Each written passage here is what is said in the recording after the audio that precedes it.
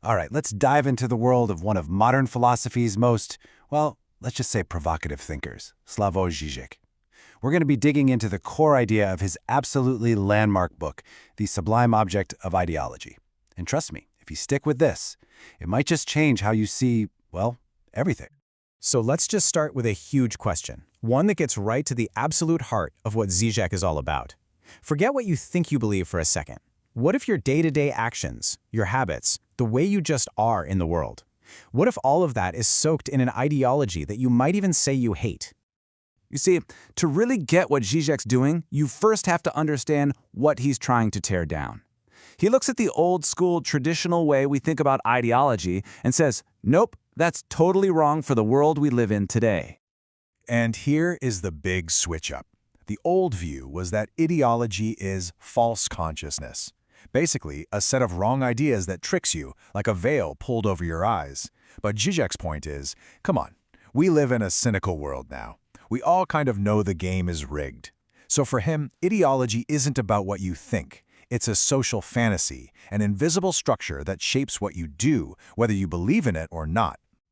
Right, so the big secret of ideology isn't that it's hiding reality from us. In fact, Žižek says the problem is the complete opposite. It makes us see too much in things. It slathers on this extra layer of fantasy and meaning that colors everything. It's not a blindfold. It's the very lens we're forced to look through, and it distorts everything right there in plain sight. So, if ideology isn't just a simple lie we're all falling for, then what in the world is it?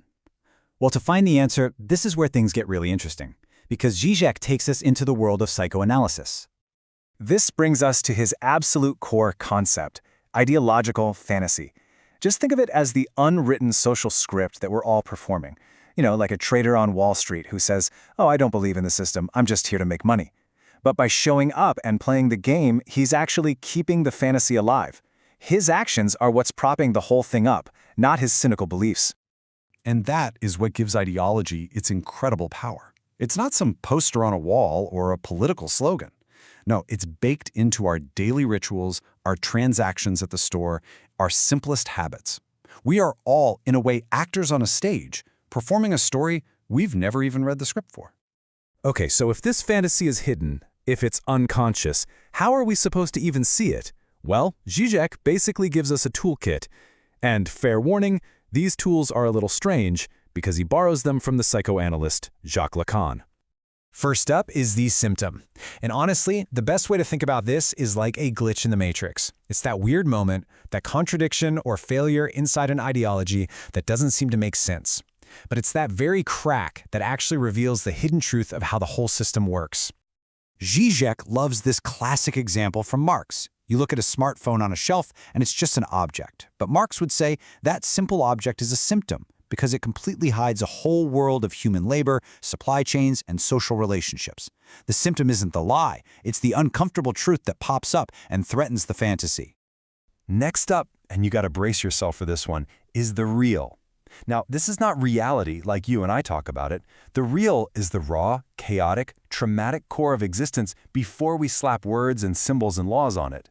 It's a horrifying void, and our entire symbolic world, our ideology, is built to be a shield to protect us from having to look at it.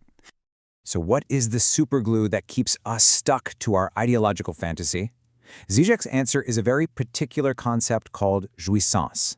This isn't just simple pleasure or fun, it's an excessive, even painful kind of enjoyment. You know that weird feeling when you can't stop doom scrolling through bad news? It's kind of horrible, but you keep doing it? That's jouissance. It's this deep, irrational attachment that keeps us invested in our ideologies, even when we know they're full of holes. Okay, so now that we have the tools, let's actually put them to work and see how they apply to the real world. Žižek gives us this powerful analysis of a massive historical change, the shift from Leninism to Stalinism. And he uses this absolutely brilliant and chilling phrase to capture what was going on, the heroism of flattery.